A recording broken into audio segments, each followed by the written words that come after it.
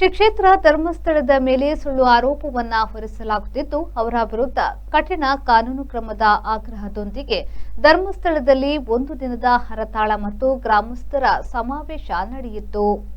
ಧರ್ಮಸ್ಥಳ ಗ್ರಾಮ ಹಿತರಕ್ಷಣಾ ವೇದಿಕೆಯ ವತಿಯಿಂದ ನಡೆದ ಈ ಸಭೆಯಲ್ಲಿ ಗ್ರಾಮಸ್ಥರು ಭಾಗವಹಿಸಿದ್ರು. ಇತ್ತೀಚೆಗೆ ಸಾಮಾಜಿಕ ಜಾಲತಾಣಗಳಲ್ಲಿ ಕ್ಷೇತ್ರದ ಬಗ್ಗೆ ಆಧಾರರಹಿತ ಆರೋಪಗಳು ಹರಿದಾಡುತ್ತಿದ್ದು, ಇದು ಗ್ರಾಮಸ್ಥರ ಆತ್ಮಗೌರವಕ್ಕೆ ತೀವ್ರ ಧಕ್ಕೆಯಾಗಿದೆ ಎಂದು ಪ್ರತಿಭಟನಾಕಾರರು ಆಕ್ರೋಶವನ್ನ ವ್ಯಕ್ತಪಡಿಸಿದ್ರು.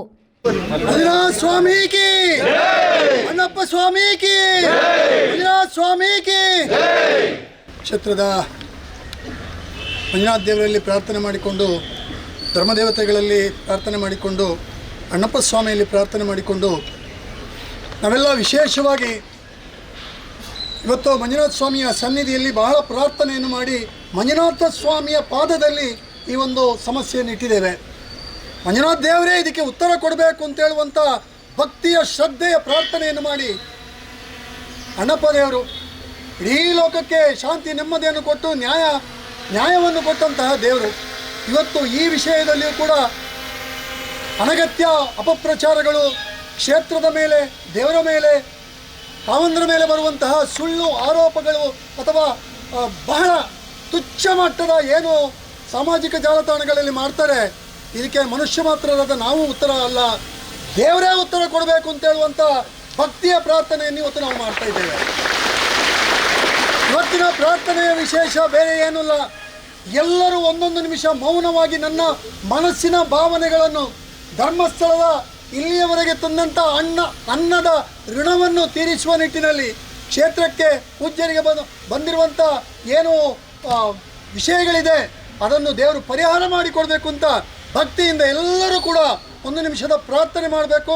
ಪ್ರಾರ್ಥನೆ ಮಾಡಿ ನಾವಿಲ್ಲಿಂದ ಅಮೃತ ವರ್ಷನಿಗೆ ತೆರಳಿಕ್ಕಿದ್ದೇವೆ. ಮಂಜುನಾಥ ಸ್ವಾಮಿಗೆ, ಅಣ್ಣಪ್ಪ ಸ್ವಾಮಿಗೆ. ಕಾಲದಲ್ಲಿ ಲಂಕೆಗೆ ಯುದ್ಧ ಆಗಿ ರಾವಣನ ಸಂಹಾರದ ನಂತರ ವಿಭೀಷಣ ರಾಮನನ್ನು ಬಹಳ ಒತ್ತಾಯ ಮಾಡಿ ನೀವು ಇಲ್ಲೇ ಇರಬೇಕು ಅಂತೇಳಿ ಪ್ರಾರ್ಥನೆ ಮಾಡ್ತೇನೆ. ಆಗ ಶ್ರೀರಾಮ ಇಲ್ಲ, ನಾನು ಹುಟ್ಟಿದ ಭೂಮಿ ನನಗೆ ಸ್ವರ್ಗಕ್ಕೆ ಸಮಾನ, ಹಾಗಾಗಿ ನಾನು ಅಲ್ಲಿ ಹೋಗಲೇಬೇಕು ಅಂತೇಳಿ ಹೇಳಿ ಅಲ್ಲಿಂದ ಹೊರಡ್ತಾರೆ. ಹಾಗೆ ಇವತ್ತು ಇಲ್ಲಿ ಸೇರಿದಂಥ ನಮಗೆಲ್ಲರಿಗೂ ಈ ಭೂಮಿ ನಮಗೆ ಸ್ವರ್ಗಕ್ಕೆ ಸಮಾನ. ಇದನ್ನು ಯಾಕೆ ಹೇಳ್ತಿದ್ದೀನಿ ಅಂತೇಳಿದರೆ, 10-12 ವರ್ಷದ ಹಿಂದಿನ ಯಾವುದೋ ಒಂದು ಘಟನೆಯನ್ನು ಹಿಡ್ಕೊಂಡು ಯಾರದೋ ಹೆಗಲ ಮೇಲೆ ಒಂದು ಬಂದೂಕನ್ನು ಇಟ್ಟು ಯಾವುದೋ ಒಂದು ಕಡೆಗೆ ಅದನ್ನು ಗುರಿ ಇಡುವಂಥ ಷಡ್ಯಂತ್ರಗಳು, ದುಷ್ಟಶಕ್ತಿಗಳು ಕೆಲಸ ಮಾಡ್ತಿದೆ. ಈ ಸಂದರ್ಭದಲ್ಲಿ ಹಿತರಕ್ಷಣಾ ವೇದಿಕೆಯ ಅಧ್ಯಕ್ಷ ಕೇಶವ ಬೆಳಾಲು, ಖಜಾಂಚಿ ಶ್ರೀನಿವಾಸ ರಾವ್, ಶಾಂಭವಿ ರೈ, ಅಖಿಲೇಶ್ ಶೆಟ್ಟಿ, ಸಂದೀಪ್ ರೈ, ಪರಪೆ ನಾರಾಯಣರಾವ್, ಧರ್ಮಸ್ಥಳ ಗ್ರಾಮ ಪಂಚಾಯತ್ ಅಧ್ಯಕ್ಷೆ ವಿಮಲಾ, ಧರ್ಮಸ್ಥಳ ಫ್ಯಾಕ್ಸ್ ಅಧ್ಯಕ್ಷ ಪ್ರೀತಮ್ ಡಿ, ಚಂದನ್ ಕಾಮತ್ ಮೊದಲಾದವರು ಪಾಲ್ಗೊಂಡಿದ್ದರು. ಸತೀಶ್, ವಿ4 ನ್ಯೂಸ್, ಬೆಳ್ತಂಗಡಿ. ಬಲ ಯಾವ ಲೇಟ್ ಅಲ್ಲಿ పోయి ఈ ఫర్నిచర్ ఇంక మస్తు ఇష్టాన్ని ఇల్లడిపోతాం పోయి బాబా లేడ మస్తు ಖುಷಿ ಆಪುಂಡು ಬಾಬಾ ಕುಲ್ಲೇರ್ನ ಬುಡ್ಸೋದಿಚ್ಚಿಗೆ ಅಂದ್ ಕೈದಲ್ಲಿ ಇಲ್ಲಡ್ ಮಾತಾಡಲು ವೀಕಿದ ಫರ್ನಿಚರ್ ಉಂಡು ಈರಿಂಗ್ ದಾಲ್ ತೆತ್ಕೋರ್ಪಿನೆಂಜಿ ಪೋಲೇರ್ ಬೇಬಿ ಯಬಾ